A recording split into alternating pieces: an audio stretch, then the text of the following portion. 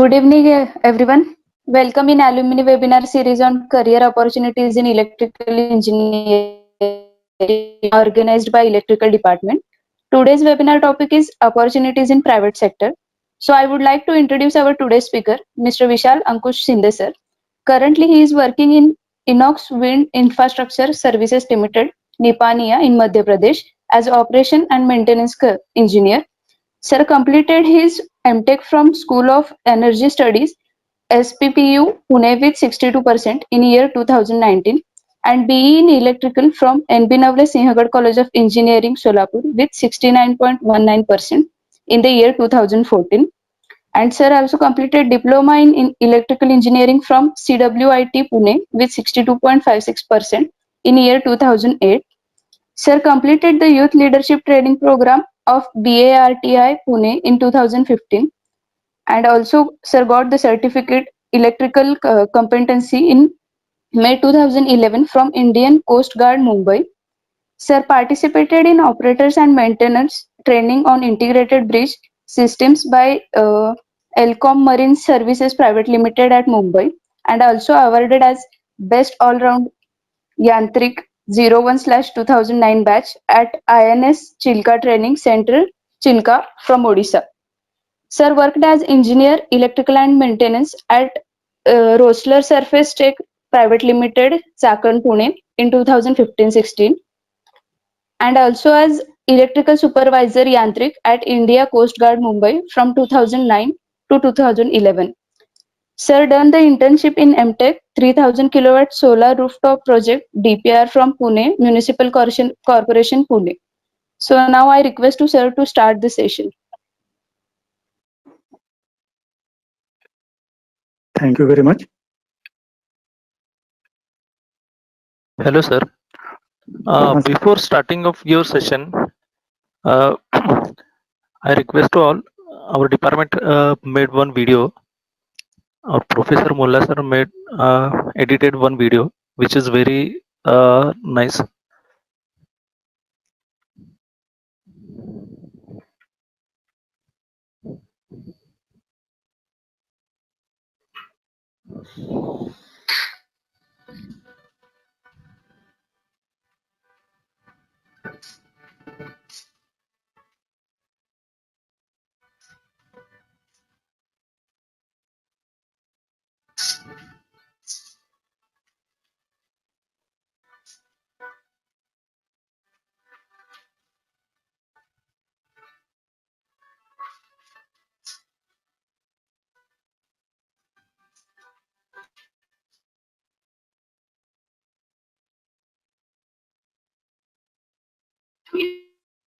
Invention of electricity opens the doors of the developments and the usage of electricity in different sectors, and this was the beginning of the new age. Nowadays, electricity has become an essential part of our Sinhagad College of Engineering provides the best institute to study electricity and different concept of electrical engineering. The Department of Electrical Engineering was started in the year 2010 with the vision to blossom globally competent electrical engineers to serve the needs and challenges of society through technical excellence. The department has well-qualified staff with expertise in power systems, control systems, power electronics, and drives, electrical machines, electronics, and computer applications. Our laboratories have been very well established not only to cover the complete syllabus but to motivate students to learn beyond the syllabus, which will definitely develop a complete knowledge of the subject and develop skill sets of students to become promising engineers in the future. Regular workshops are conducted for the staff and students throughout the year to keep the staff abreast of the latest teaching learning processes. We regularly arrange student workshops in various fields to impart practical approach and experiential learning in our students. This allows our academic staff to stay updated and aware about ever-changing situations with students. Industrial visit and guest lecture helps students hands-on experience of how industry operations are executed and bridge the gap between theoretical training and practical learning in a real-life environment. To build good rapport between the industry and the institute, our institute has an MOU with the different industries to have a good and vibrant industry-institute interaction to promote the education and entrepreneurship. We started providing e-learning to our students using various e-learning platforms. Our students are our pride. A well-chalked-out academic calendar helps our students to gain university rank every semester. We provide comprehensive and rigorous coaching for the GATE exams. Our student-centered guidance focuses on the strengths and weaknesses of each student. This has enabled us to achieve a proven track record of GATE-qualified students from our institute. Our students are working with different public sector and local utilities. Every year we provide the opportunities to our students to attend different placement training activities in which corporate leaders from the leading organizations interact with the students and introduce them to the best practices of the industry. The record-breaking placement is itself a testimony of the role and quality of placement cell at MB Navi Singh Haggard College of Engineering. The number of students placed through campus placement is rising swiftly every year. Here are some of the remarkable achievements of our students in different fields such as project work, internship, MS from foreign universities, and entrepreneurship. We Singh Haggard Institute's way to success.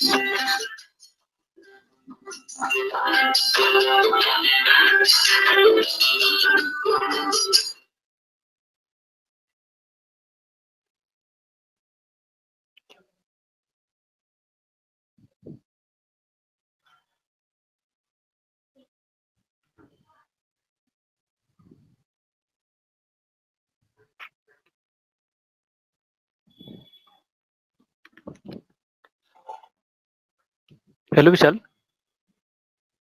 हाँ sir. हाँ.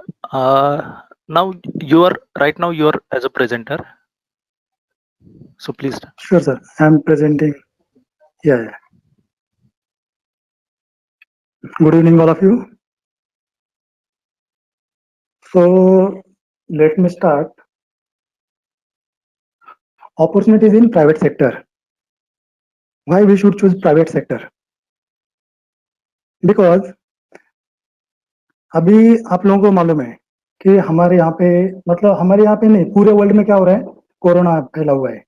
अभी हमारे CM ने और हमारे PM ने क्या declare किया है, next 2 years there will be no government new openings. मतलब क्या आने वाला है, गवर्नमेंट आगे के 2 सालों तक कोई भी नई ओपनिंग करने वाली नहीं है. तो हमें तब तक 2 सालों के लिए फिर क्या करना है, हम वेट करेंगे क्या जॉब के लिए? हम वेट नहीं करेंगे. हम क्या करेंगे, हम प्राइवेट सेक्टर ज्वाइन करेंगे, है कि नहीं? और आपको प्राइवेट सेक्टर में ऐसी ऐसी अपॉर्चुनिटी मिलेगी जो आपको मालूम नहीं होगी, या फिर मालूम होगी तो भी लिमिटेड होगी. लेकिन इतना सारा वास्ट मतलब प्राइवेट सेक्टर फैला हुआ है, तो आप उसमें बहुत अच्छे अच्छे कंपनियों में जा सकते हो, अपने आप को एक्सप्लोर कर सकते हो, और वहां पर आपका एक्सपीरियंस गेन करने के बाद आप वापस से गवर्नमेंट सेक्टर में, कोर सेक्टर में, अच्छे अच्छे सेक्टर में आ सकते हो.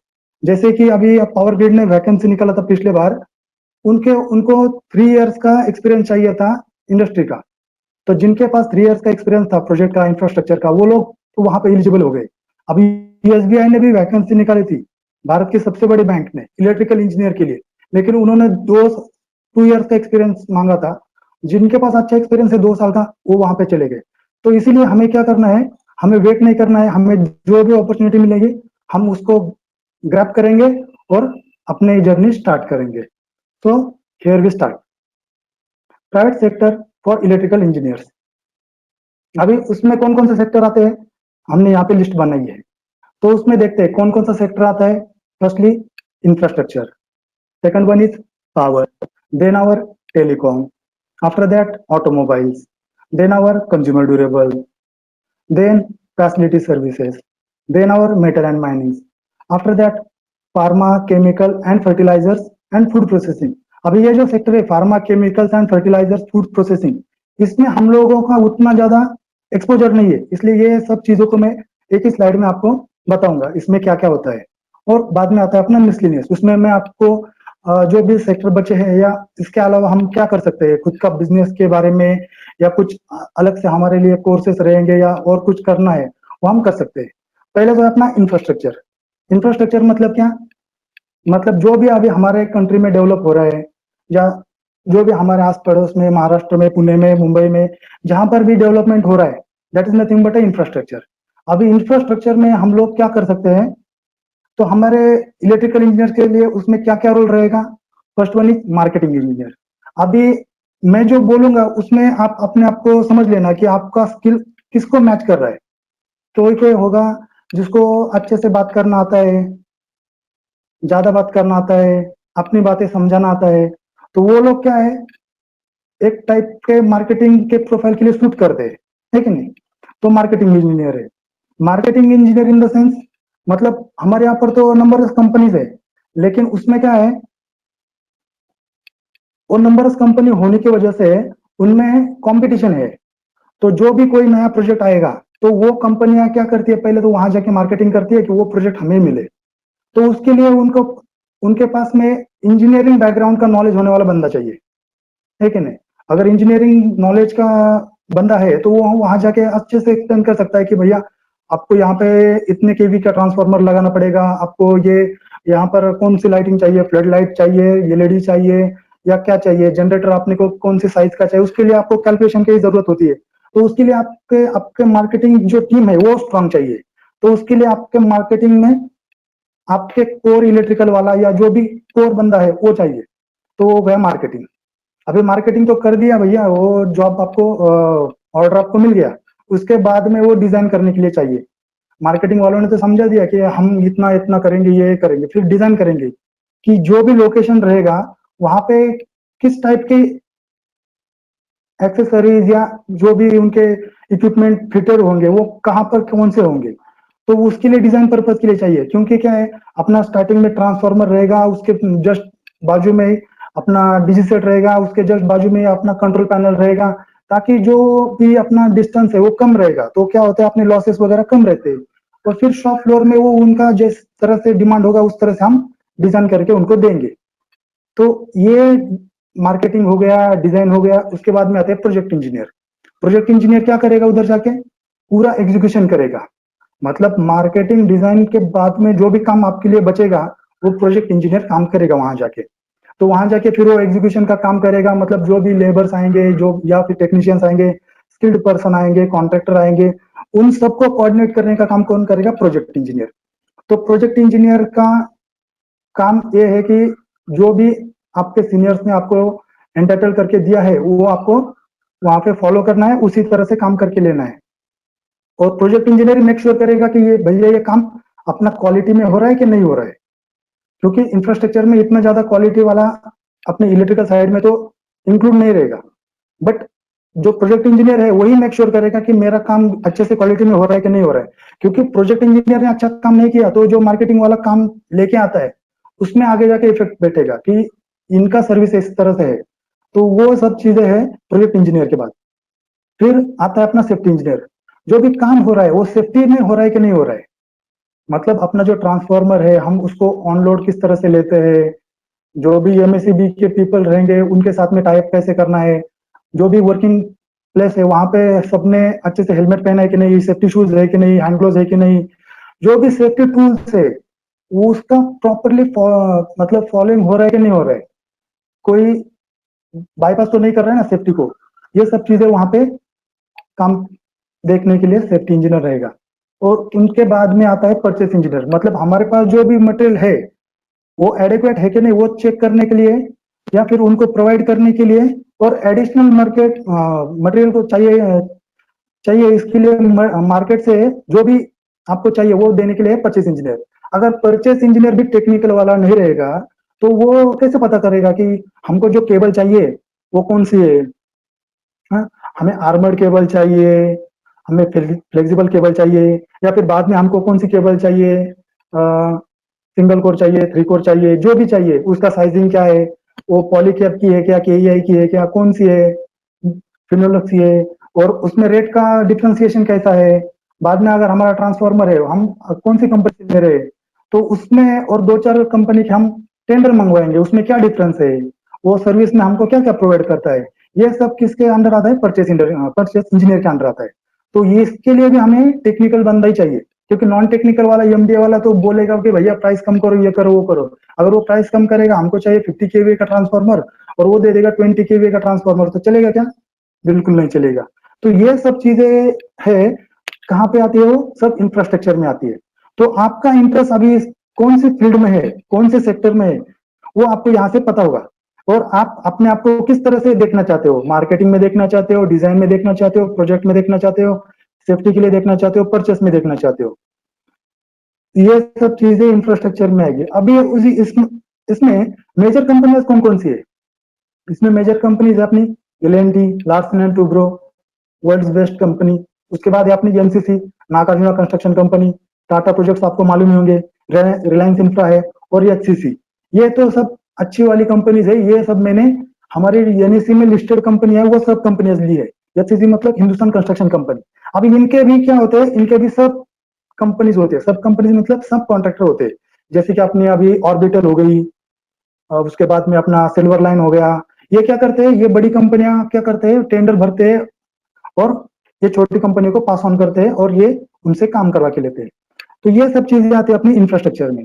तो अभी आप अपने आप को देखो कि आपको किस चीज में इंटरेस्ट है, और आपके सब्जेक्ट भी इससे रिलेटेड होंगे। प्रोजेक्ट इंजीनियर के लिए आपको क्या होना चाहिए, मशीन से या जो भी चीजें है, मतलब फील्ड वर्क है, उससे रिलेटेड काम में इंटरेस्ट होना चाहिए। मार्केटिंग इंजीनियर के लिए क्या होना चाहिए, सॉफ्ट स्किल उसका स्ट्रांग होना चाहिए। परचेस इंजीनियर के लिए क्या होना चाहिए, उसका नेगोशिएशन स्किल है वो अच्छे से होना चाहिए।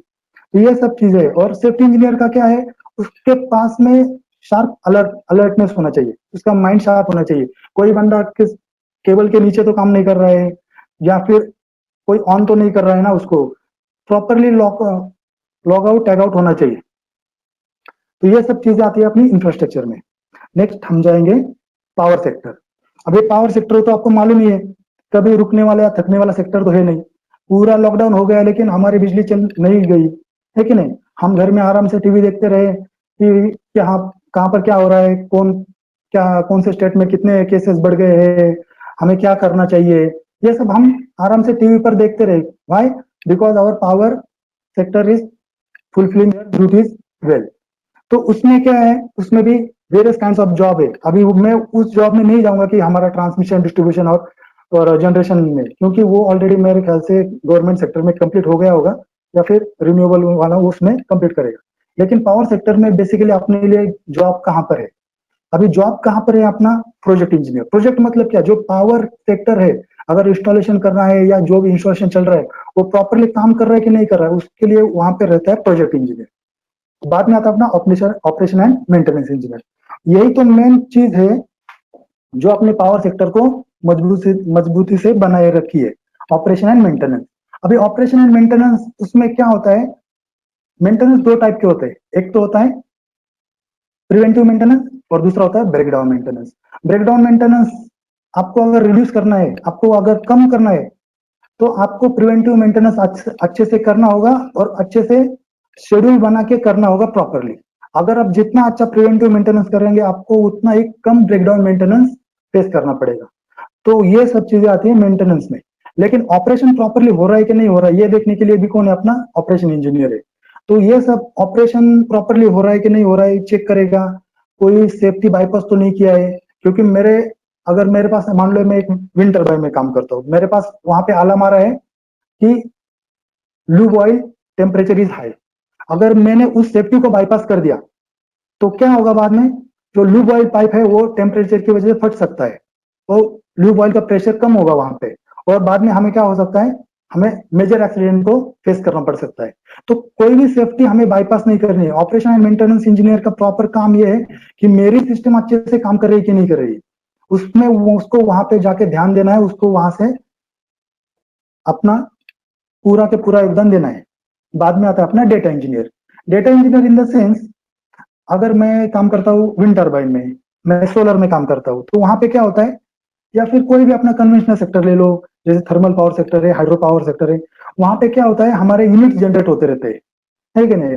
हमने कितना जनरेट कर दिया, हमने 12 किलोवाट जनरेट कर दिया, मेगावाट में जनरेट कर दिया, तो वो कितने घंटे में कर दिया, कितने सेकंड में कर दिया, कितने मिनट में कर दिया, कितने डेज में कर दिया, वो सब सेकंड बाय सेकंड का हिसाब हमारे स्काडा सिस्टम में रहता है। तो वो जो डेटा इंजीनियर है वो क्या करता है, जो भी डेटा कलेक्ट करेगा और वो अपने सुपीरियर को या अपने हेड ऑफिस को वो पास ऑन करेगा, उसको बोलते हैं डीजीआर, डेली जनरेशन रिपोर्ट। वो क्या करेगा और डेटा एक्सट्रैक्ट करेगा फ्रॉम 12:00 नून टू 6:00 PM।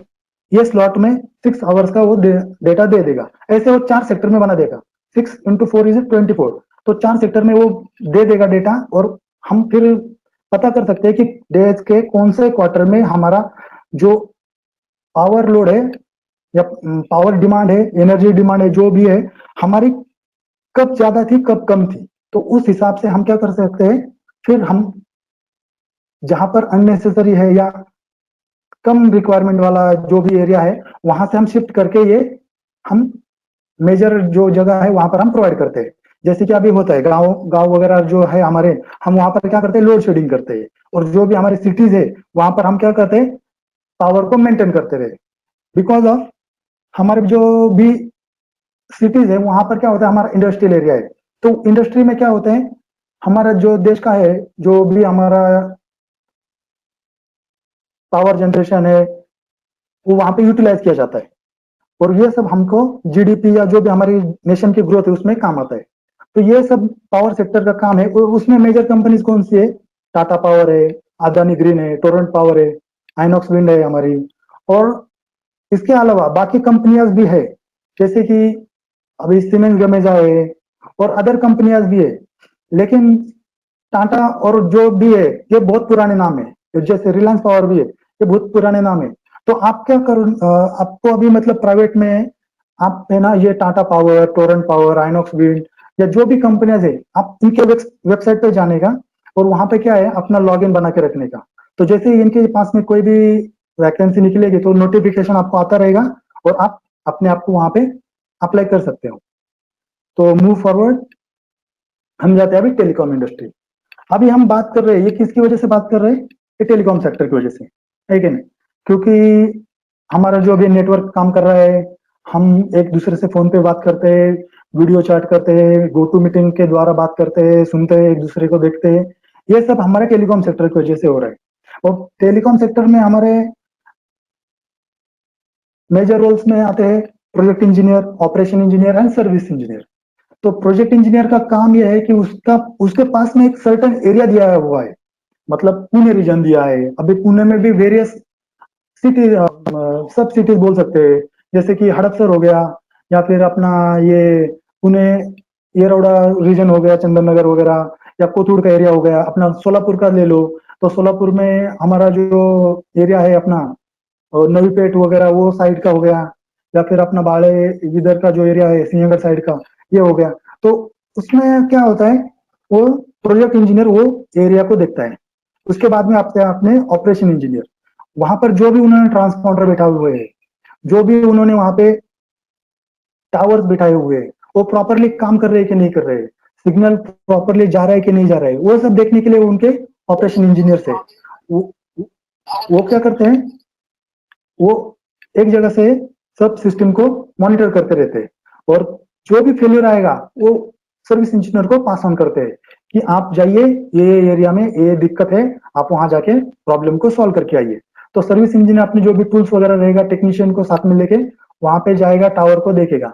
या फिर कुछ नेचुरल कैलेमिटीज आ गई, हमारा टावर ब्रोक हो गया, या कुछ हो गया, मतलब लाइटनिंग हो गई, बिजली गिर गई, तो क्या होता है जो ट्रांसपॉन्डर वगैरह है वो डैमेज हो जाते हैं। तो उसके लिए भी हमें सर्विस प्रोवाइड करनी पड़ती है। तो ये सब आता है टेलीकॉम इंडस्ट्री के अंदर। और टेलीकॉम में आपको पता है मेजर कंपनियां कौन सी है, भारती एयरटेल, रिलायंस जियो, वोडाफोन आइडिया, टाटा कम्युनिकेशन। अभी आप बोलोगे सर टाटा कम्युनिकेशन तो अभी तो टाटा डोकोमो बंद हो गया, लेकिन टाटा कम्युनिकेशन जो है वो कंपनीज को जो भी हमारा लैन वैन जो भी है वो नेटवर्किंग के थ्रू सर्विस प्रोवाइड करती है। उनका रिटेलर का फैसिलिटी अगर उन्होंने बंद किया है तो भी वो इस सेक्टर में है। वोडाफोन आइडिया मर्ज हो गया, आपको मालूम है, जियो भी आपको मालूम है और एयरटेल भी। तो मैं जो भी आपको अभी बता रहा हूँ ना, आप प्लीज जो कंपनीज के नाम बता रहा हूँ सब अच्छी कंपनियां हैं, उनके वेबसाइट पे जाइए और अपना एक लॉगिन आईडी बना के रखिए एज अ बी स्टूडेंट या जो भी आपका थर्ड ईयर है, सेकंड ईयर है या डिप्लोमा होल्डर है, जो भी है, आप एक अपना पेज बना के रखिए वहां पे, और अपना क्वालिफिकेशन वगैरह जो भी आपके पास अभी है वो मेंशन करके रखिए। जब भी आपको वैकेंसी आएगी आपका नोटिफिकेशन आता रहेगा और आप उसमें अपने एरिया ऑफ इंटरेस्ट के अकॉर्डिंगली आप उस पर अप्लाई कर सकते हो। तो आगे बढ़ते हैं। अब आते हैं हम ऑटोमोबाइल सेक्टर। ऑटोमोबाइल सेक्टर और इंफ्रास्ट्रक्चर के बिना कोई भी देश ग्रोथ कर ही नहीं सकता है। ऑटोमोबाइल सेक्टर मतलब बोलते हैं ना रीढ़ की हड्डी, उस तरह से ये हमारे देश की रीढ़ की हड्डी है। क्योंकि अगर ट्रांसपोर्टेशन ही नहीं होगा तो हम एक दूसरे से कैसे मिलेंगे, कैसे बात करेंगे, कैसे क्या होगा। मान लो अभी सिलेंडर सप्लाई है, जो भी अपना एलपीजी है या जो भी है, ट्रांसपोर्टेशन नहीं होगा तो चलेगा क्या? बिल्कुल नहीं चलेगा। लेकिन अभी हम क्या कर रहे हैं, हम ये ऑटोमोबाइल में ट्रांजिशन फेज में है। मतलब क्या था, पहले पहले हम BS3 BS4 इंजन यूज करते थे, अभी हम जा रहे हैं BS6 इंजन की तरफ। मतलब ये किसका है?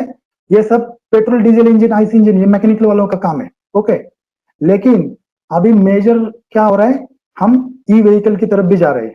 तो हमारे इलेक्ट्रिकल इंजीनियर के लिए बहुत बड़ी अपॉर्चुनिटी इसमें मिलने वाली है। तो ई व्हीकल के लिए अभी जा रहे हैं हम लोग, अभी उसमें जाने वाले थे लेकिन एक कोविड का पैंडेमिक आ गया। तो ठीक है, कोई बात नहीं, हम आगे जाएंगे। जब तक आप लोग पास आउट होंगे तो आपके टाइम में ये जो ई व्हीकल है वो बहुत बूम करेगा। मतलब इसमें बहुत बड़ी अपॉर्चुनिटीज आएगी। अभी इसमें फिलहाल हमारी टाटा और महिंद्रा ऐसी कंपनियां है। महिंद्रा ने तो ऑलरेडी महिंद्रा रेवा करके जो फोर व्हीलर है उसको लॉन्च भी कर दिया है। टाटा की भी है कंपनी, टाटा के भी फोर व्हीलर आई हुई है। तो और बाकी जो कंपनीज है मैंने यहाँ पे मेंशन किया है, बजाज ऑटो, मर्सिडीज बेंज वगैरह। तो मैंने ये कंपनियों के नाम जो यहाँ पे लिखे हैं ये सब पुणे बेस्ड कंपनीज है, मतलब हमारे घर के नजदीक में है। मर्सिडीज भी हमारे पुणे में, इधर चाकंद में। बजाज ऑटो आपको मालूम है, महिंद्रा भी आपको मालूम है चाकंद में, टाटा मोटर्स भी आपको मालूम है। ये सब पुणे में कंपनीज है, तो आपको घर के नजदीक में भी मिलेगी। और ई व्हीकल का जमाना है, और प्लस में क्या है, अभी ये BS6 में जा रहे हैं तो उसमें भी इनको क्या है, आपने सुना होगा कि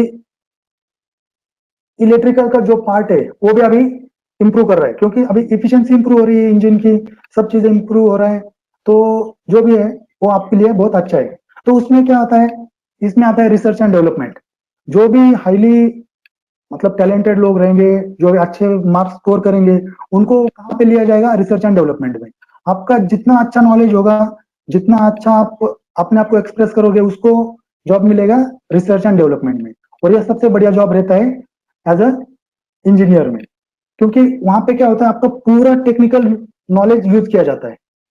और बाद में आता है अपना प्रोडक्शन इंजीनियर। प्रोडक्शन इंजीनियर का काम है कि जितना भी आपको दिया हुआ है टारगेट, वो मेंशन टाइम में उसको फुलफिल करने का, वो होता है अपना प्रोडक्शन इंजीनियर का जॉब।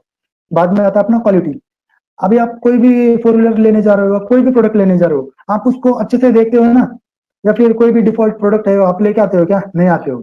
और उसके लिए वहां पे क्या होता है, क्वालिटी डिपार्टमेंट रहता है। और उसमें कौन होते हैं? क्वालिटी इंजीनियर्स होते हैं। वो प्रॉपरली क्वालिटी चेक करते हैं किसी भी प्रोडक्ट की, और अच्छे से चेक करने के बाद ही उसको क्वालिटी में पास किया जाता है, और वो फिर मार्केट में लॉन्च किया जाता है। तो ये काम किसका है? क्वालिटी इंजीनियर का है। तो क्वालिटी इंजीनियर के लिए भी कुछ अलग से क्राइटेरिया है। आपको ISO पता होना चाहिए, आपको ओशास मालूम होना चाहिए, जो भी इनके क्वालिटी में जो भी इनके नॉर्म्स रहेंगे, जो भी इनके रूल्स एंड रेगुलेशंस रहेंगे, वो आपको पता होने चाहिए। एज अ फ्रेशर आपको कोई उतना ज्यादा पूछेगा नहीं, लेकिन आप अपने आप को डिसाइड करो मेरे को जाना किस में, रिसर्च एंड डेवलपमेंट में जाना है, प्रोडक्शन में जाना है, क्वालिटी में जाना है। तो आप अभी से क्या करो, वो एरिया का थोड़ा थोड़ा नॉलेज है ना एक्वायर करना स्टार्ट कर दो। और बाद में आता है अपना मेंटेनेंस इंजीनियर। सबसे निग्लेक्टेड रहता है, लेकिन सबसे इंपॉर्टेंट है मेंटेनेंस इंजीनियर। क्योंकि अगर वहां पे प्रोडक्शन पे कुछ भी ब्रेकडाउन आता है तो यही जो बंदा है ये सॉल्व करके देता है, और जो लाखों करोड़ों का नुकसान होने वाला है वो उसको बचाता है। तो सबसे निग्लेक्टेड भी है और सबसे इंपॉर्टेंस भी है। निग्लेक्टेड इसलिए है क्योंकि उसको उतना ज्यादा मतलब बोलते हैं ना ग्लैमर नहीं मिलता है। मेंटेनेंस इंजीनियर को उतना ग्लैमर नहीं मिलता है, उसके हाथ गंदे होते हैं, सब होता है, लेकिन वो सबसे इंपॉर्टेंस है। तो आप कभी टाटा मोटर्स का अगर आपको विजिट देने का मौका मिलेगा तो देख लेना वहां जाके, उनके कैंटीन में अगर आप लंच करने या जो भी कुछ करने के लिए जाओगे तो वो सिर्फ है ना मेंटेनेंस इंजीनियर को आराम से खाने के लिए बैठा देते हैं, बाकी सबको जल्दी से बोलते हैं कि अपना टाइम हो गया निकलो। तो कभी मौका मिलेगा तो जाने का उधर देखने का, तो आपको वहां पे अगर बैठा बंदा मिलेगा तो समझना वो मेंटेनेंस वाला है, बिकॉज ऑफ हिम वो प्रोडक्शन लाइन अच्छे से काम कर रही है। और बाद में आता है सर्विस इंजीनियर। सर्विस इंजीनियर का रोल सबसे लास्ट में आता है। अगर मान लो कुछ खराबी आती है टेक्निकल प्रॉब्लम्स इशू मतलब राइज हो जाता है या जो भी कुछ आता है, तो service engineer on the spot जाके उसको काम करता है या साइट पे जाके उसको ठीक कराता है। तो आप अपने आप को देखो, अगर किसी किसी को घूमने फिरने का भी शौक रहता है तो वो सर्विस इंजीनियर में आ सकता है, क्योंकि क्या है एक दिन में 2-4 साइट पे विजिट करना रहता है, वहां से वो रिपोर्ट लेके आना रहता है और कस्टमर फीडबैक भी लाना रहता है। तो ये सर्विस इंजीनियर का जॉब है। होप आपको ऑटोमोबाइल सेक्टर में समझ में आया होगा कि कौन कौन सी टाइप के जॉब्स अपने लिए है अवेलेबल है और किस तरह की कंपनियां है। अभी जरूर नहीं है ऑटोमोबाइल मतलब मैंने ये जो कंपनियां बोली यही है, अभी इनके भी बहुत सारी कंपनियां है, जैसे कि ऑटो इंसुलरीज, मतलब टाटा मोटर्स हर चीज नहीं बनाती है, उनको बेरिंग चाहिए होती है। ये बेरिंग कौन बनाता है? एस्केप बनाता है। तो एस्केप जैसी कंपनी है जो एमएनसी है। अभी बजाज का मेन वेंडर कौन है? बिडवे। तो बिडवे इंजीनियरिंग है, महिंद्रा एंड महिंद्रा है। तो जरूरी नहीं है कि महिंद्रा एंड महिंद्रा हर चीज बनाते हैं। उनके लिए क्या चाहिए? गाड़ियों के लिए टायर चाहिए, तो टायर के लिए कौन सी कंपनियां है? ब्रिस्टोन है, सिएट है। अभी ब्रिस्टोन तो पुणे में ही है कंपनी। तो ये सब चीजें है। आप सिर्फ मैं जो कंपनियां बोल रहा हूँ वही नहीं है, उसके सब कंपनीज भी है। अभी सब गाड़ियों के लिए बैटरी चाहिए होती है। बैटरी कौन सी कंपनी बनाती है? एक्साइड बनाती है, अमर राजा बनाती है। तो ये कंपनियां भी है। तो ये सब चीजें आप ना थोड़े थोड़े कंसिडर करके रहो और इनको आप अपना रिज्यूम अभी से बना के रखो, सेंड करो, जो भी रहेगा। तो अभी से आप स्टार्ट करोगे तो आप जब पास आउट होंगे तो आपको कोई परेशानी नहीं रहेगी। और मेरी आप सभी को अभी से रिक्वेस्ट है कि अभी से अपने आप को तैयार करो कि आपको जाना किधर है। अभी से अपने आप को डिसाइड करो कि मुझे क्या काम करना है। नहीं तो क्या होगा, जब आप पास आउट होंगे तो फिर आप सोचोगे कि अरे यार क्या करना है। अभी मैं गवर्नमेंट जॉब के लिए प्रिपरेशन करता हूँ, अभी मैं सिविल सर्विसेज के लिए ट्राई करता हूँ। अभी मैं जिस तरह से कर रहा हूँ ना, इस तरह से आप सोचते रहोगे तो आपका टाइम निकल जाएगा। अभी मैं तो क्या हुआ, मुझे तो डिप्लोमा के ऊपर एक्सपीरियंस था, बीई के ऊपर एक्सपीरियंस था, एमटेक के बाद में मैं ये काम कर रहा हूँ। तो क्या होता है, जब आपके पास एक्सपीरियंस रहता है तो आपको इंडस्ट्री अलाउ करती है, चलो ठीक है। लेकिन आपके पास अगर एक्सपीरियंस नहीं है तो आप ना पहले सेक्टर चूज करो जाना कहाँ है और उसी लाइन में चले जाओ ताकि आपको आगे जाके दिक्कत ना हो। तो अभी हमारा आ गया है कंज्यूमर ड्यूरेबल। कंज्यूमर ड्यूरेबल मतलब क्या है? अपना रिटेल सेक्टर है। अभी इसमें हर चीज आती है, जैसे कि अपना टीवी हो गया, फ्रिज हो गया, फैन हो गया, एयर कंडीशनिंग हो गया, सब चीजें जो भी हम कंज्यूमर ड्यूरेबल मतलब हम कंज्यूम करते हैं। और जो क्या होता है ड्यूरेबल मतलब क्या है? लॉन्ग तक चलता है। मतलब अभी हमने आज फैन ले लिया, कल फेंक देते हैं, ऐसा होता है क्या? नहीं होता है। तो इसलिए क्या होता है, हम उसको बोलते हैं कंज्यूमर ड्यूरेबल। तो उसमें भी सेम काइंड मार्केटिंग इंजीनियर। अभी आपके पास बहुत सारी कंपनी के लोग आएंगे, एंकर का भी आएगा, बजाज का भी आएगा और खेतान का भी आएगा, बोलेगा सर हमारा फैन ले लो, हमारा फैन इतना हवा देता है, इतना आरपीएम पे रन होता है, ये सब करता है। तो ये काम किसका है? मार्केटिंग इंजीनियर का है। तो मार्केटिंग इंजीनियर अपना जो भी मार्केटिंग का स्किल है, बात करने का तरीका है, अच्छे से डिलीवर मतलब कर सकता है अपने आप को। उसकी थोड़ी बहुत पहचान भी है। तो पहचान होने से फायदा ये है कि आपको इजीली एंट्री मिलती है। तो क्या है, आप अपनी बात को रख सकते हो वहां पे। अगर आपको कोई एंट्री नहीं मिली तो आप अपने आप को कैसे वहां पर मतलब मौका ही नहीं मिला तो कुछ नहीं कर सकते। उसके बाद में आता है अपना प्रोडक्शन इंजीनियर। सेम मैंने जो इंफ्रास्ट्रक्चर में बताया था उसी तरह से होता है इधर भी। आप प्रोडक्शन बनाओगे फैक्ट्री में और जो भी टारगेट रहेगा इतना अचीव करना है, उसको हम अचीव करेंगे। बाद में आता है अपना क्वालिटी। पैन हम लेते हैं वो अच्छे क्वालिटी का ही लेते हैं। सर्विस भी सेम यहाँ पे है। और यहाँ पे क्या होता है, रिसर्च एंड डेवलपमेंट। इसमें क्या है, हम भाई हमारा वॉशिंग मशीन है, तो वॉशिंग मशीन का रन टाइम क्या है? 10 मिनट का है। हम 10 मिनट, अगर कोई काम करने वाला बंदा है उसको 5 मिनट में जाना है या उसके पास इतना ज्यादा टाइम नहीं है, तो वो उसको हम कैसे रिड्यूस कर सकते हैं? तो उसमें वेरियस मोड्स रहेंगे, fast mode, slow mode, normal mode, spinning, जो भी रहेगा। तो वो सब काम कौन करता है? अपना रिसर्च एंड डेवलपमेंट इंजीनियर। तो उसमें क्या करेंगे, वो वेरियस टाइप के फैसिलिटी आपको ऐड करके दे देगा, without washing powder, with washing powder, और सिर्फ रिंस करना है, सिर्फ स्पिनिंग करना है। ये सब फैसिलिटीज अपने फजी लॉजिक के साथ में आपको कौन देगा? रिसर्च एंड डेवलपमेंट वाला इंजीनियर देगा। अभी जिसके पास भी अच्छा मतलब कोडिंग बोलते हैं या प्रोग्रामिंग बोलते हैं, जिसके पास भी अच्छा नॉलेज रहेगा, ये सब रिसर्च एंड डेवलपमेंट में जा सकते हैं। ये सब जो भी सॉफ्ट स्किल वाले हैं वो मार्केटिंग में आ सकते हैं। प्रोडक्शन वाला बंदा कैसा चाहिए, थोड़ा स्ट्रांग बंदा चाहिए, क्योंकि उसको क्या करना है, प्रोडक्शन वाला स्ट्रांग इसलिए चाहिए क्योंकि उसको अपने जो नीचे वाले लोग हैं उनसे काम करवा के लेना है। तो जिनके पास भी लीडरशिप क्वालिटी है वो प्रोडक्शन में जाएंगे, क्योंकि अगर आपकी कोई बात ही नहीं सुन रहा है तो प्रोडक्शन आप कैसे निकालोगे? आपकी बात सुनना चाहिए ना। आपने बोला कि भैया मेरे को आज वो ओवर टाइम करके चाहिए, वो अगर आपके जो भी नीचे है टेक्नीशियन वो बोलेगा नहीं मैं नहीं कर सकता हूँ, तो ऊपर से तो आपको बोलेंगे कि प्रोडक्शन क्यों नहीं निकला। तो आप अपनी क्वालिटीज को पहले डिसाइड करो और उसके बाद में आप अच्छे से उस सेक्टर के लिए आइडेंटिफाई करके उसमें अप्लाई करो। अब इसमें मेजर कंपनीज कौन कौन सी है, वर्लपूल है मालूम है आपको, एलजी है, गोदरेज है, वीडियोकॉन है, आईएफबी, फिलिप्स, ये सब कंपनियां है। लेकिन इनके अलावा भी बहुत सारी कंपनियां है, बजाज है, एंकर है और पैनासोनिक है। जो भी कंपनी हमारी इलेक्ट्रिकल में है वो सब कंपनियां इसके अंदर आती है। और जैसे कि फिनोलेक्स वगैरह हो गई, ये सब कंपनियां है। तो आप वही कंपनियों के लिए आप अपना अच्छे से रिज्यूम बना के तैयार करो और अभी से टाइप करके रख दो। अभी हम आगे जाते हैं, फैसिलिटी सर्विसेज। फैसिलिटी सर्विस आपके लिए शायद नया होगा, लेकिन ये बहुत ही इंपॉर्टेंट है और सबसे ज्यादा अभी इसमें डिमांड आएगी, क्योंकि अभी हमारे प्राइम मिनिस्टर जी ने बोला है कि हम 100 स्मार्ट सिटीज बनाएंगे। अभी उसका क्या हुआ वो पॉलिटिकल है, हम उसमें नहीं जाएंगे। लेकिन अगर 100 स्मार्ट सिटीज बनती है तो देख लेना कि 100 स्मार्ट सिटीज मतलब क्या होगा, अच्छे से मॉल बनेंगे, बड़े बड़े कॉर्पोरेट हाउसेस बनेंगे और कमर्शियल बिल्डिंग्स बनेंगे और कॉम्प्लेक्सेस बनेंगे, मेट्रो आएगी या हमारा रेलवे का इंफ्रास्ट्रक्चर अच्छा होगा, सिनेमा हॉल बनेंगे, मल्टीप्लेक्सेस बनेंगे। तो उनके लिए जो भी टेक्निकल चीजें, टेक्निकल सर्विसेज कौन प्रोवाइड करेगा, ये फैसिलिटी सर्विसेज में आता है। तो उसमें क्या है, उसमें हमारा पहले तो आता है मेंटेनेंस इंजीनियर, जो एक कॉम्प्लेक्स के लिए मेंटेन करेगा। उसके बाद में आता है अपना shift engineer, service engineer, data engineer. मैं ये एक साथ में बताता हूँ आपको। शिफ्ट इंजीनियर का काम रहेगा, क्योंकि ये जो है फैसिलिटी सर्विसेज ये 24/7 चलती है। अगर मान लो कोई डेटा सेंटर है, डेटा सेंटर मतलब क्या कि हम अभी बात कर रहे हैं, कोई ना कोई इसको रिकॉर्ड कर रहा है, कोई ना कोई हमारी इसको वेवलेंथ को मेंटेन कर किया हुआ है। तो वो कौन है, अभी मेरा जो नेटवर्क है वो जियो का है, किसी का एयरटेल का होगा, किसी का वोडाफोन आइडिया का होगा। तो वोडाफोन आइडिया का जो डेटा सेंटर है वो बैंगलोर में हो सकता है, एयरटेल का पुणे में हो सकता है, जियो का हैदराबाद में हो सकता है। तो वो जो डेटा सेंटर है वो 24/7 रन होता रहता है। तो अभी आप व्हाट्सएप पे मैसेज भेजते हो, एफबी पे चैट करते हो, अगर आप 2 दिनों बाद देखोगे तो व्हाट्सएप का मैसेज आपको वहां के वहां ही मिलेगा। ऐसा नहीं होता है ना कि व्हाट्सएप का मैसेज चला गया या हमारे टेक्स्ट मैसेज गायब हो गए, नहीं होता है। Why? Because that save data, data कौन कोई ना कोई सेव करके रखा है। तो इसीलिए वो डेटा सेंटर का काम है कि डेटा को मेंटेन करना। तो ये सब के लिए क्या होती है, अपनी फैसिलिटी सर्विसेज है।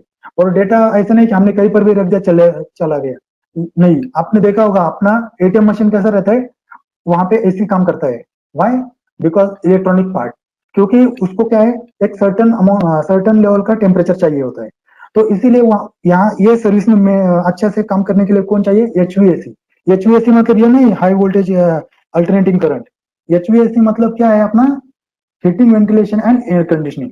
तो ये सब मेंटेन करने के लिए एचवीएसी ऑपरेटर या एचवीएसी मेंटेनर होता है, वो काम करता है। तो इसमें अपना इलेक्ट्रिकल का भी रह सकता है, मैकेनिकल का भी रह सकता है, या दोनों भी रह सकते हैं। तो एचवीएसी आपको परफेक्टली आना चाहिए या अपने एटलीस्ट उसमें पढ़ना चाहिए। इसमें आता है अपना रेफ्रिजरेशन साइकिल, ये थोड़ा सा मैकेनिकल का है, लेकिन ये फैसिलिटी सर्विसेज में मैकेनिकल इलेक्ट्रिकल ऐसा कोई डिफरेंशिएट है ही नहीं। इलेक्ट्रिकल वाले को मैकेनिकल काम आना चाहिए, मैकेनिकल वाले को इलेक्ट्रिकल का काम आना चाहिए, लेकिन मेजर अपॉर्चुनिटी उसमें इलेक्ट्रिकल वाले को ही मिलती है। बस आप थोड़ा सा रेफ्रिजरेशन साइकिल और एचवीएसी का देख लेना, बाकी सब आपका इलेक्ट्रिकल का ही होता है। बिकॉज वहां पे बड़े बड़े ब्रेकर रहते हैं, सब एमसीसीबी एसीबी रहते हैं। एमसीसीबी मालूम है ना आपको, एमसीबी मतलब moulded case circuit breaker. ACB क्या होता है, एयर सर्किट ब्रेकर। और वीसीबी एक रहता है वैक्यूम सर्किट ब्रेकर, वो सबस्टेशन में वगैरह रहता है। तो ये सब चीजें वहां पे रहती है जब भी आप फैसिलिटी सर्विसेज में आप काम करोगे। तो मेंटेनेंस इंजीनियर हो गया, शिफ्ट इंजीनियर हो गया, service engineer. Service engineer service provide करेगा। और बाद में आता है अपना डेटा इंजीनियर का काम ये है कि वो बीएमएस ऑपरेशन करेगा। बीएमएस मतलब क्या, बिल्डिंग मैनेजमेंट सर्विसेज। तो वो वहां पे पूरा के पूरा आपका जो भी एक्टिविटीज रहेगा वो सब मॉनिटर करेगा और फीडबैक देता रहेगा। तो इसमें अभी फैसिलिटीज में कौन कौन सी कंपनियां है, जेएलएल है, सीबीआरई है, नाइट फ्रैंक है, यूडीएस है, ये तो सब बड़ी बड़ी बिग कंपनियां है, एमएनसीज है। लेकिन इनके नीचे भी कुछ कंपनियां काम करती है, जैसे कि कंपास हो गया, एसटीटी हो गया, और बहुत सारी कंपनीज है। अपने यूडीएस तो मैंने बोल दिया है ऑलरेडी, और सीबीआरई भी हो गई। अपनी क्वालिटी सर्विसेज एक है जो भी इसमें काम करती रहती है। तो ये सब कंपनियां है, ये कंपनियों के में आपको अपना इंग्लिश अच्छा रहना चाहिए। अगर आपका इंग्लिश अच्छा रहेगा तो आपको जल्दी से प्रमोशन मिलेगा। अगर आपका इंग्लिश अच्छा है तो आप अपने आप को हायर लेवल पे, एग्जीक्यूटिव लेवल पे अपने आप को जल्दी से देख पाओगे। तो ये फैसिलिटी सर्विसेज में ये सब चीजें आती है। नेक्स्ट है अपना मेटल्स एंड माइनिंग। अभी मेटल्स एंड माइनिंग ये तो हमारे हमसे दूर है, क्योंकि most of the mining and metals कहाँ मिलते हैं, मध्य प्रदेश, छत्तीसगढ़, झारखंड वगैरह उस साइड में मिलते हैं। लेकिन किसी किसी का इंटरेस्ट होता है कि मुझे जंगल में जाके काम करना है, क्योंकि वो फॉरेस्ट से लव करता है, या उसको अच्छा लगता है कि हम कहीं कुछ अलग से काम कर रहे हैं। तो उसमें भी आपको ये अच्छा है। और ये जो कंपनियां है ये आपको अच्छी सैलरी भी देती है, बिकॉज बहुत से कम लोग हैं, मतलब बहुत कम लोग हैं जो ये यहाँ पे जाके काम करने के लिए तैयार है। और ये जो कंपनियां है सब रेप्यूटेड कंपनियां है, कोई भी छोटी कंपनियां या मतलब कम क्वालिटी की कंपनी इस सेक्टर में काम नहीं करती है, क्योंकि इनके पास में गवर्नमेंट का ऑथराइजेशन होना चाहिए, गवर्नमेंट का अप्रूव होना चाहिए, तभी जाके मेटल एंड माइनिंग कंपनियां काम करती है। तो ये कंपनियां जो भी रहेगी ये अच्छे से आप लोगों का इंटरव्यू लेगी और अपने अपने आपकी क्वालिटीज के देख के ही इसमें काम करेगी। तो इसमें भी सेम हमारा रोल रहेगा, research and development engineer, production engineer, quality engineer, maintenance engineer. लेकिन सबसे इंपॉर्टेंट इसमें रहता है अपना सेफ्टी इंजीनियर, क्योंकि सेफ्टी इंजीनियर का रोल यहाँ पे इतना ज्यादा इंपॉर्टेंट है कि आप अपने आप को कैसे सेफ कर सकते हो, सिर्फ आप ही नहीं, आपके सिस्टम, आपका एनवायरमेंट। तो ईएचएस यहाँ पे आता है। ईएचएस मतलब environment health and safe, environment health and safety. तो ये एक छोटा कोर्स है, इसको अगर आपने थोड़ा सा पढ़ लिया, आप एज अ फ्रेशर इंजीनियर, आपको कोई नहीं पूछेगा कि आप ये कोर्स करके आओ, वो कोर्स करके आओ। सभी कंपनियां आपको अलाउ करेगी, कोई भी कोर्स रहने दो। आप अगर डिजाइन इंजीनियर बनना है, सेफ्टी इंजीनियर बनना है, क्वालिटी इंजीनियर बनना है, कुछ भी इंजीनियर आपको बनना है, तो हर कंपनी आपको वेलकम करेगी एज अ फ्रेशर। और वो क्या करेगी, आपको 6 महीने का, 3 महीने का, 2 महीने का जो भी रहेगा उनका ट्रेनिंग दे देगी, और बाद में आपको उस पोस्ट पे एक्वायर करेगी। तो अगर आपको ऐसी कोई कंपनी करती है, ऐसा कोई आपको चांस मिलता है, तो आपको एक्वायर करना है और उस कंपनी में जाना है। क्योंकि आपके पास तो कुछ है नहीं, आपके पास बस इंजीनियरिंग का नॉलेज है। उसमें आपने क्या पढ़ा है, मशीन पढ़ा है, पावर सिस्टम पढ़ा है, कंट्रोल सिस्टम पढ़ा है, तो ये सब चीजें पढ़ी है जो कि ये यहाँ पे मैच नहीं खा रही है। अभी मैंने आपको एचवीएसी बोल दिया, सेफ्टी के बारे में बोल दिया। अभी आप बताओ, आपने अभी तक सेफ्टी के बारे में कितना पढ़ा है कॉलेज में? अभी आपने जो ट्रांसफार्मर है उसका टेस्टिंग के बारे में कितना पढ़ा है? टेस्टिंग ये नहीं, मैंने ओपन सर्किट और शॉर्ट सर्किट टेस्ट ले लिया। टेस्टिंग अलग चीज होती है, जो मतलब हम ट्रांसफार्मर का इरेक्शन एंड कमीशनिंग करेंगे उस टाइम पे की जाती है। उसका एलवी का कितना डाइलेक्ट्रिक स्ट्रेंथ आ रहा है, ऑयल का, उसका इंसुलेशन कितना है, ये कितने टेम्परेचर तक सस्टेन करेगा, ये सब चीजों का एक टेस्टिंग होता है। तो अगर आपको सीखने को मिलता है तो आप उस कंपनी में जाने का, फ्री ऑफ कॉस्ट आपको सीखने को दे रहा है और प्लस में आपको सैलरी भी दे रहा है। तो आप एज अ फ्रेशर कुछ भी डिमांड नहीं करने का, अच्छे से अपना सेक्टर एक दिमाग में रखे, उसी सेक्टर में जाने का। तो हम मूव फॉरवर्ड करते हैं। अभी फार्मा, केमिकल एंड फर्टिलाइजर।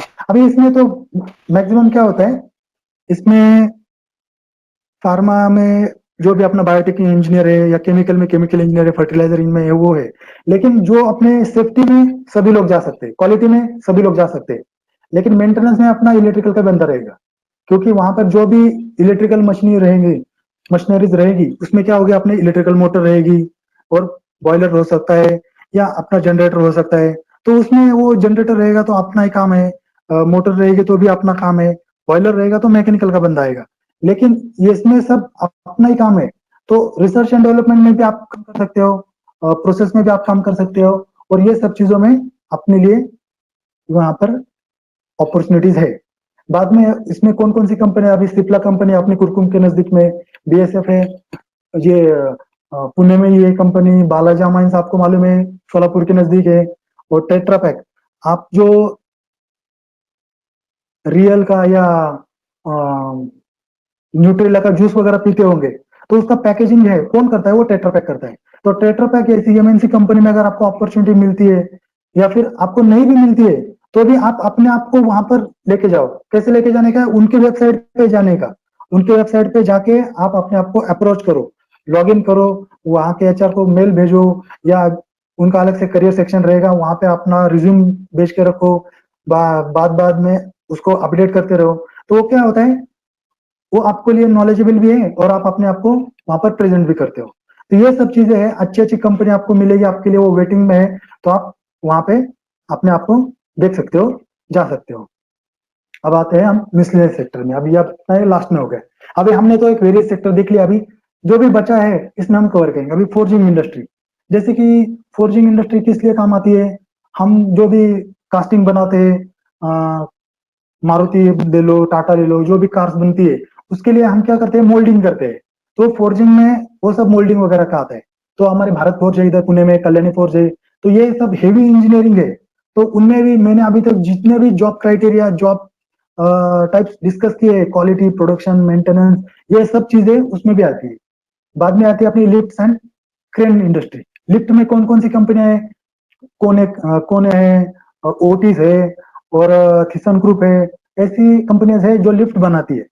तो उसमें भी अपना काम है। क्रेन इंडस्ट्री में कौन सी कंपनी है, क्रेन में इलेक्ट्रोमेक है, कोने भी है, और बहुत सी कंपनियां ऐसी है जो हम उसमें अप्रोच कर सकते हैं। ऑयल एंड गैस सेक्टर है, अभी इसमें क्या है, इसमें आता है अपना रिफाइनरीज आती है वेरियस टाइप की, और रिफाइनरीज में क्या क्या आएगा अपना, रिलायंस आएगा, और बाकी जो भी है पेट्रोकेमिकल वगैरह, वो तो अभी ऑब्सोलीट हो रहा है, लेकिन फिर भी पूरे के पूरा बंद नहीं होगा, क्योंकि हम एडवांस टेक्नोलॉजी पे जा रहे हैं, लेकिन पूरा के पूरा ऑब्सोलीट नहीं होगा। तो ये सब चीजें है। तो ये तो हो गया मेरा पूरा का पूरा, अभी जो मैंने पीपीटी बनाया था वो हो गया। अभी मैं थोड़ा आपसे ये डिस्कस करना चाहता हूँ, जिस किसी को भी एनर्जी ऑडिटर बनना है, या अपने आप को इंडस्ट्री में स्टेब्लिश करना है, तो वेरियस टाइप के कोर्सेस है, वो आप अपने इंटरेस्ट के हिसाब से करो। जैसे कि किसी को डिजाइन में इंटरेस्ट है, किसी को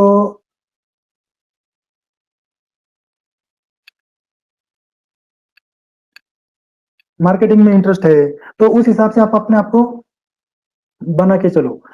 तो सेफ्टी वगैरह इंटरेस्ट है, तो उस हिसाब से आप अपने आप को बना के चलो। अभी आपको एनर्जी ऑडिटर बनना है, तो एनर्जी ऑडिटर कोई भी बंदा ऐसे नहीं बन सकता है, उसको मिनिमम 3 इयर्स का एक्सपीरियंस होना चाहिए। बाद में वो BEE, bureau of energy efficiency, ये हमारी सर्टिफाइड ऑर्गेनाइजेशन है, उसके लिए वो एग्जाम देगा, और उसके बाद में ही वो अगर उसमें पास होता है तो वो एनर्जी ऑडिटर बनेगा। उसमें क्या होता है, 4 सब्जेक्ट होते हैं, तो 4 सब्जेक्ट में से 3 सब्जेक्ट में अगर आप पास हो गए तो आप बनोगे एनर्जी मैनेजर, और 4th सब्जेक्ट में अगर पास हो गए तो आप बनोगे एनर्जी ऑडिटर।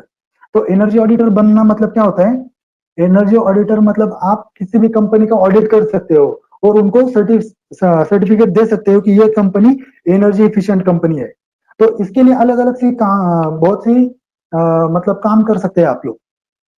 और दूसरा ये है, अभी हमने ये सब डिस्कस कर लिया, लेकिन ये सब कन्वेंशनल के ऊपर ही डिस्कस कर लिया। अभी बहुत सारी चीजें नई नई आ रही है, जैसे कि स्काडा है, पीएलसी है, वो इंडस्ट्री में है लेकिन आपके सिलेबस में बहुत कम है, तो उसके लिए भी आप जा सकते हो। और अभी एडवांस टेक्नोलॉजी आ रहा है, सिक्स सिग्मा है, बहुत सारी चीजें है उसमें। और ये क्या होता है, ये बेसिकली जो जो भी काम करने वाले हो, वो बहुत अच्छे से आप कर सकते हो उसमें। और बहुत सारा जो रहेगा मोटर्स, अभी अपना पुराना मोटर था, अभी क्या आ गया, अभी अपना आ गया है एनर्जी इफिशिएंट मोटर्स आ गए। तो एनर्जी इफिशिएंट मोटर में क्या डिफरेंस है और इसमें क्या डिफरेंस है, आप देख सकते हो उसके लिए, और अपने आप को उसमें इंटरेस्ट अगर आप लेंगे तो आपको उसमें सफलता जरूर मिलेगी। तो ये मेरी तरफ से हो गया।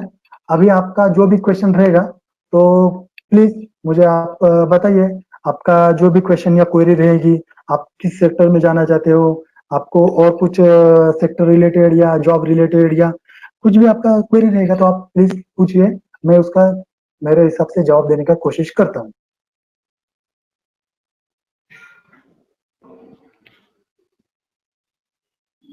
Hello, Vishal. हाँ sir. Very nice session. Okay. You have covered almost all the sectors. Yes, good, good. So if you are having any question from student side or from the faculty side, you can ask.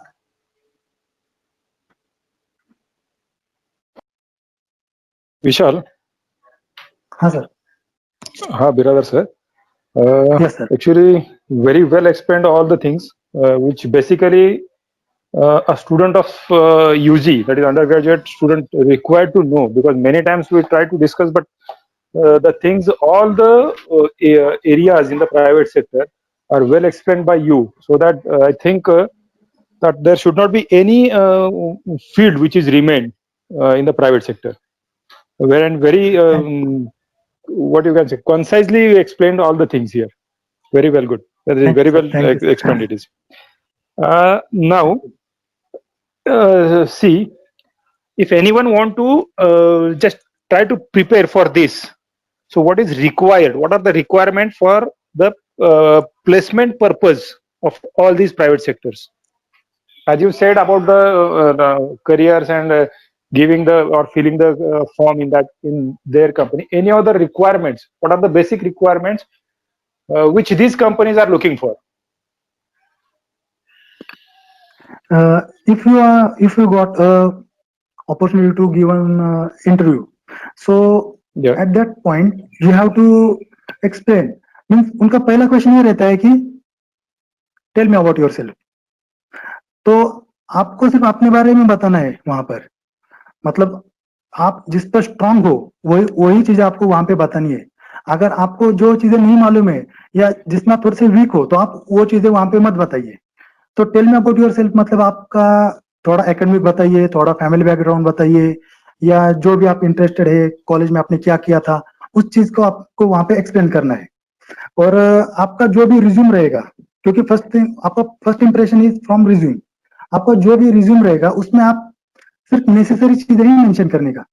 मतलब क्या है, आपको अगर किसी college ने appreciate किया है, किसी इंस्टीट्यूट ने अप्रिशिएट किया है, आपने कहीं पर भी अच्छे से पार्टिसिपेट किया है, तो उसको हाईलाइट करो, उसको अच्छे से उसमें मेंशन करो। और जो भी चीजें आपकी थोड़ी सी वीक है तो उसको आप थोड़ा कम उसको ज्यादा डिस्क्लोज मत करो, वो कम उसको ये करो। और दूसरा ये है कि आपको अगर क्वेश्चन पूछेंगे कि what is your favourite subject, तो स्पेसिफिक आंसर देना है। फेवरेट सब्जेक्ट बोलेगा तो फेवरेट सब्जेक्ट ही बोलना है, जैसे पावर सिस्टम हो गया, कंट्रोल सिस्टम हो गया, जो भी रहेगा वो। वहां पे आपको टॉपिक नहीं बोलना है कि फेवरेट सब्जेक्ट बोला तो बोलने का ट्रांसफार्मर या डीसी मोटर, ऐसा नहीं बोलने का, क्योंकि वो मशीन के अंडर आता है। तो आपको वहां पे अच्छे से स्पेसिफिकली वो आंसर देना है और बी कॉन्फिडेंट।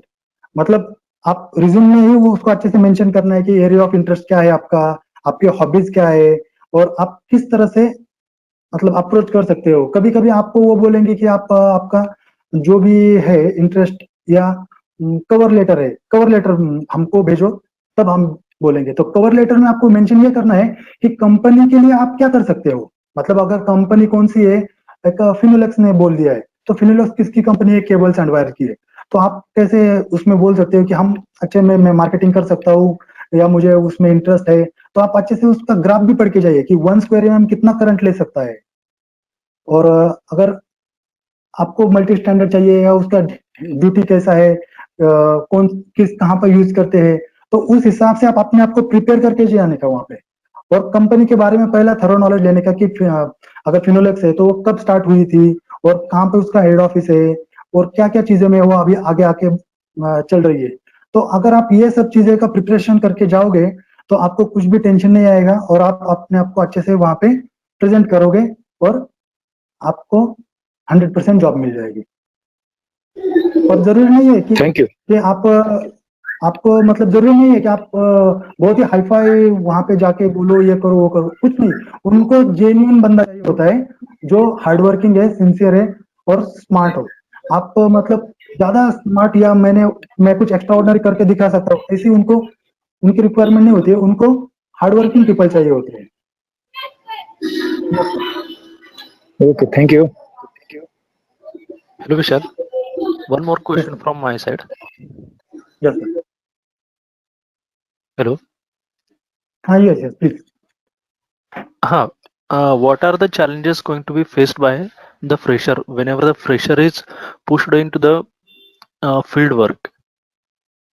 Okay, जो भी एक्चुअली नया बंदा है जो जस्ट फ्रेशर है और फ्रेशर लोगों के लिए जस्ट वो अगर कोई से फील्ड वर्क में जाता है तो कौन कौन से चैलेंजेस है, उसको कौन कौन से क्वालिटी एक्वायर करना चाहिए? मैं तो बोलता हूँ फ्रेशर के लिए कोई चैलेंज ही नहीं है, क्योंकि वो क्या है, वो तो अपने आप को किसी भी सेक्टर में ले जा सकता है।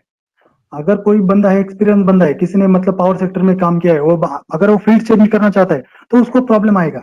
लेकिन फ्रेशर ने अपने दिमाग में डालना ही नहीं है कि मुझे ये नहीं आता है वो नहीं आता है। एज अ फ्रेशर आप जा रहे हो तो पहले अपना ईगो को साइड में रखने का, आप सीखने के लिए वहां पे जा रहे हो। और आप जब तक नहीं सीखते हो किसी के साथ आर्ग्यू नहीं करने का वहां पे।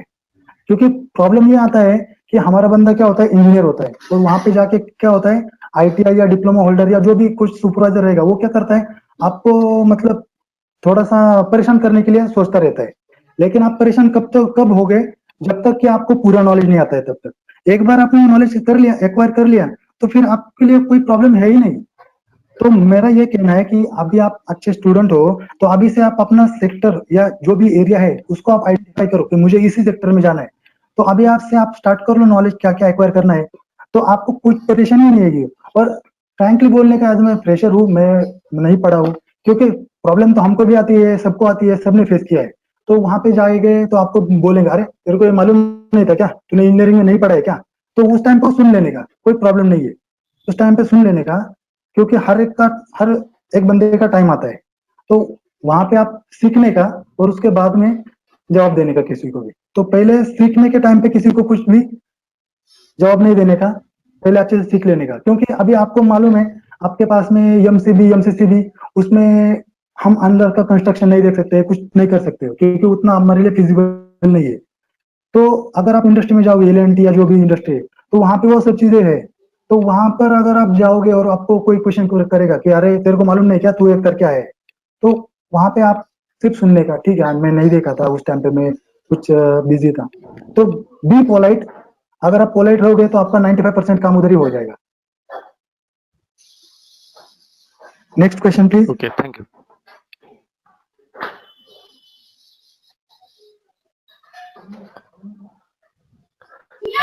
Okay, any question from अजून your कोणाला काही side? क्वेश्चन विचारायचे आहेत का स्टुडंट्स? तुम्हाला काही क्वेश्चन विचारायचे आहेत?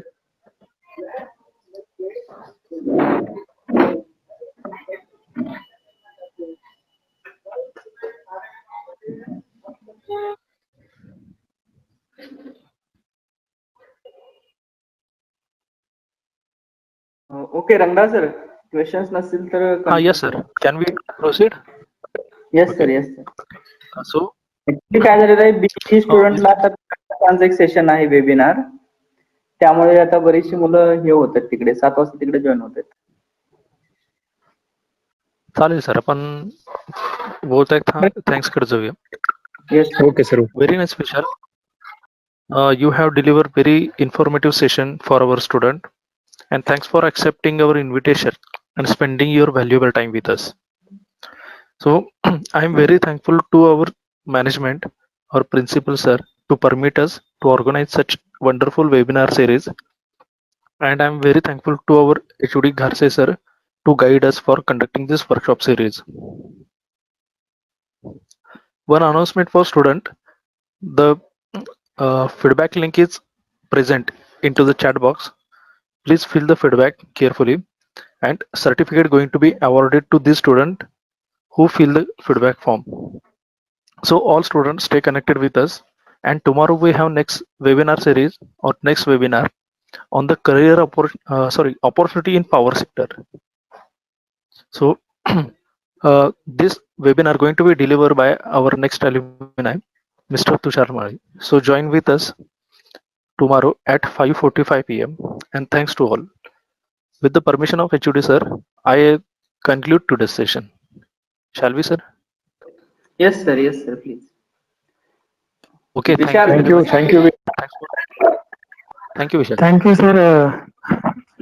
Thank you all of you for attending this seminar. Webinar, and mm, calmly listen all the things I had delivered here.